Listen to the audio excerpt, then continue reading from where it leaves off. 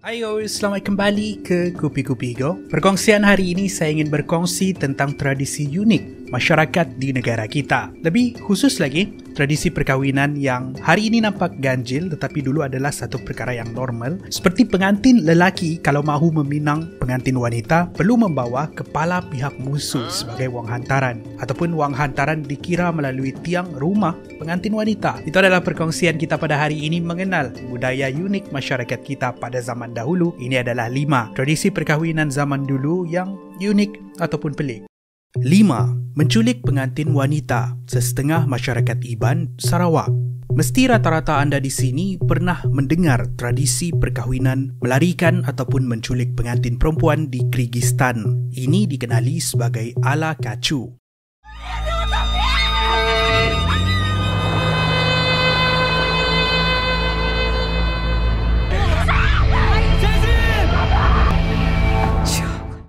Seseorang perempuan yang diculik harus menikahi lelaki tersebut, tidak kira mereka suka ataupun tidak, ataupun sudah mempunyai teman lelaki. Ini dianggap sebagai sesuatu yang romantik untuk pihak lelaki, tetapi mungkin agak traumatik untuk pihak wanita. Tahukah anda yang tradisi perkahwinan seperti ini juga wujud di zaman silam masyarakat Iban di Sarawak? Ya, di situ ia dikenali sebagai tradisi Indu Tangkap Indu Berap, seperti yang dicatatkan di dalam buku Pua, Identiti dan Budaya Masyarakat Iban yang ditulis oleh Noria Tunggang, diterbitkan oleh Universiti Malaysia Sarawak. Tradisi perkahwinan ini hanya diamalkan oleh sesetengah masyarakat Iban sahaja, terutamanya di kalangan keluarga berada yang kaya ataupun di kalangan keluarga pahlawan yang hebat. Kenapa? Untuk mendapat status sosial yang tinggi di kalangan komuniti mereka. Ada beberapa syarat yang harus dipatuhi oleh keluarga pihak lelaki yang mahu menculik wanita pilihan mereka. Pertama sekali, wanita yang diculik haruslah cantik dan pandai menenun kain pua. Yang kedua, penculikan ini haruslah diadakan pada waktu pagi. Ada 3 tempat yang sinonim di mana wanita akan selalu diculik. 1. Dari bilik tidur ketika baru bangun. Yang kedua, dari rumah panjang wanita tersebut. Dan yang ketiga, ketika wanita tersebut sedang membasuh pakaian di sungai. Kalau diculik di bilik tidur ataupun rumah panjang, pihak lelaki harus meninggalkan harta pusaka seperti bebendai, iaitu sebuah alat muzik tradisional menyerupai gong. Kalau diculik di luar rumah, mereka harus meninggalkan tengkorak kepala musuh. Ini untuk memberitahu keluarga wanita tersebut yang dia diculik untuk dinikahi. Seterusnya, wanita yang diculik itu haruslah dilindungi sehingga dia sampai ke rumah panjang untuk dinikahi pada malam tersebut juga. Itulah tradisi perkahwinan sesetengah masyarakat zaman silam Iban di Sarawak suatu ketika dahulu. 4. Kepala musuh sebagai berian kahwin. Sesetengah suku kaum Sabah dan Sarawak, masih lagi dengan suku kaum Iban dan juga beberapa suku kaum di Sabah. Macam yang saya ceritakan tadi, antara pemberian perkahwinan ialah kepala musuh. Aktiviti memenggal kepala musuh bukanlah sesuatu yang asing untuk suku kaum zaman silam di Sabah dan juga Sarawak. Di dalam masyarakat zaman silam kaum Iban, aktiviti ini dikenali sebagai ngayau. Ini menunjukkan kegagahan mereka sebagai seorang pahlawan, sebagai simbol status sosial sesebuah keluarga di kalangan masyarakat. Dan kalau kepala ini diletakkan di dalam rumah panjang, ia dipercayai akan memberikan perlindungan kepada semua penghuninya. Wanita yang dipilih untuk menjadi isteri kepada seseorang pahlawan itu haruslah pandai menenun kain pua. Kenapa? Selain dari digunakan untuk pelbagai majlis, salah satu tujuan kain pua ialah untuk menyimpan tengkorak kepala musuh. Contohnya, untuk kaum puak zaman silam Murut di Sabah, pihak lelaki harus memberikan sesuatu barangan sebagai hantaran perkahwinan untuk menunjukkan kepahlawanan mereka sebagai simbol yang mereka boleh menjaga wanita yang mahu dikahwini. Antara barangan ini ialah senjata, perisai ataupun kepala pihak musuh. 3. Berian mengikut tiang rumah. Masyarakat Kadazan Dusun di Sabah.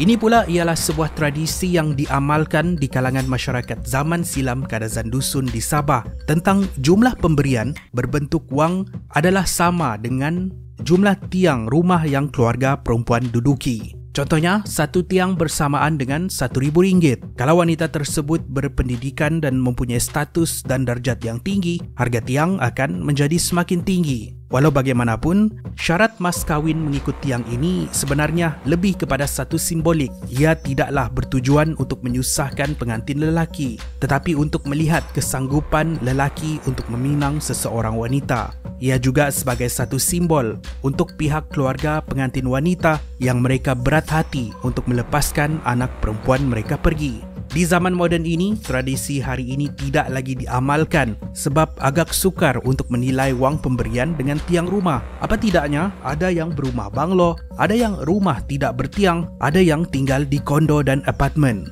Adakah tiang-tiang apartmen akan dikira? Tidak. Dengan itu, kebanyakan masyarakat Kadazan Dusun hari ini hanya mengamalkan jumlah pemberian seperti biasa. 2. Menentukan pasangan anak sejak kecil, kaum rungus.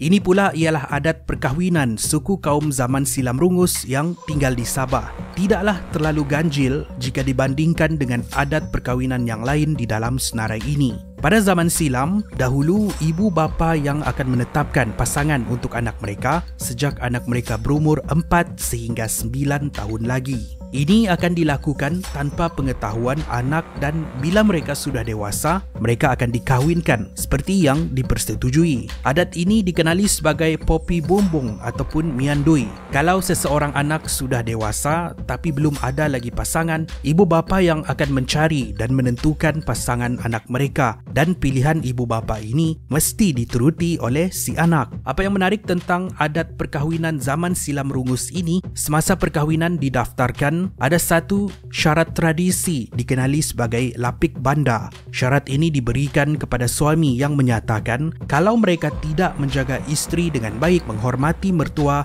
dan melakukan perbuatan yang sepatutnya mereka buat, si isteri boleh meminta cerai tanpa mengembalikan kesemua berian dan perbelanjaan kahwin. 1. Perkahwinan sesama suku dilarang. Adat Pepatih Negeri Sembilan.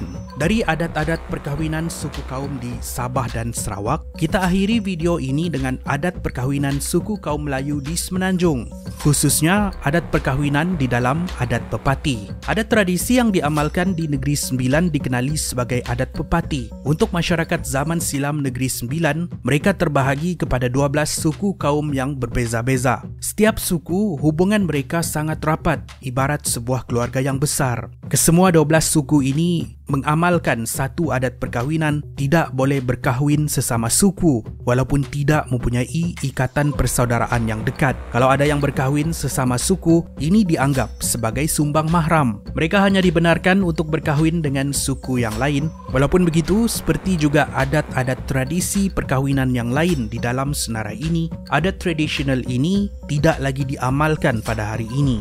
Itulah adat perkahwinan unik, adat Pepatih yang menjadi adat terakhir kita pada hari ini.